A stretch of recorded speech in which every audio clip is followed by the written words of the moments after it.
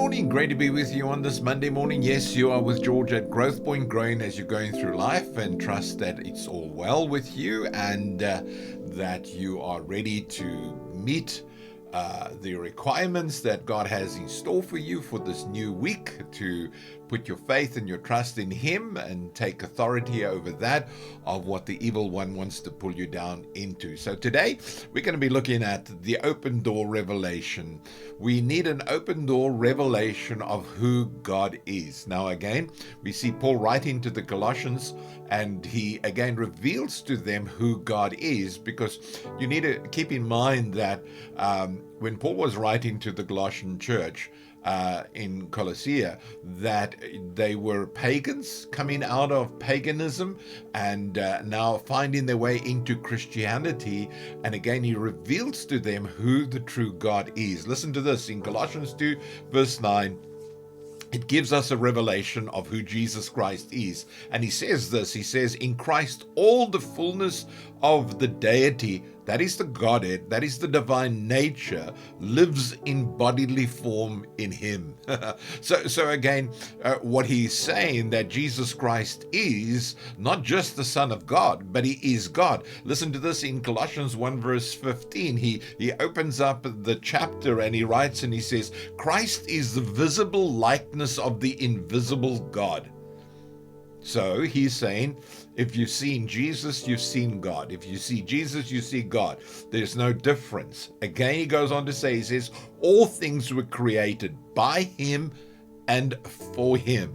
You see, so he was revealing to them he was not just mere a man, but he was God. And again, we see that God reveals himself clearly through the person of Jesus Christ during his earthly visit, taking on the nature of man and living a life of a fleshly man. So here we come, fully God, yet fully man.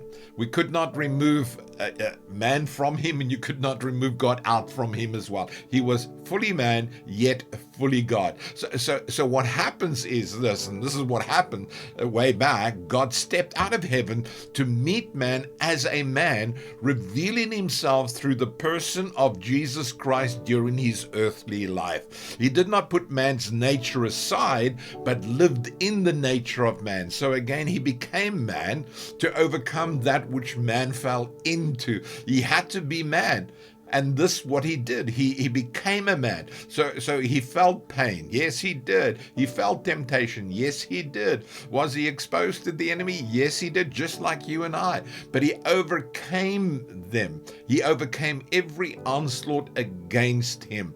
You see, the disciples received this revelation when Jesus asked them, who do you say that I am? Remember this, when he asked that question, he asked, who do people say that I am? And of course, they came up with various answers. But then he came back and he brought it back to them. And he said, who do you say that I am? And of course, we have Peter amidst of them. And when Peter responded, listen, what did he say? He said, you are the Christ, the Messiah. You are the Son of the living God. You are God. This is what he was saying. And Jesus confirms Peter's statement as a revelation that came from heaven and not from earth. As man he created, would reject him as Messiah by crucifying him upon the cross. He did that because he knew what he had come to do. He knew that he had come to set humanity free. He knew that he had to, again, become the second Adam. The first Adam failed, the second Adam did not fail. And he came in the form of man, lived among men, felt the pain of man, felt the anguishes of pain, felt everything that man felt, he felt.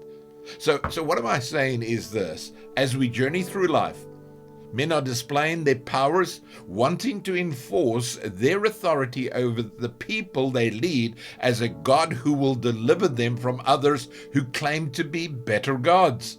The question that I want to leave with you on this Monday is this: who do you say Jesus Christ is? So we have to come back and acknowledge that he is the Son of God.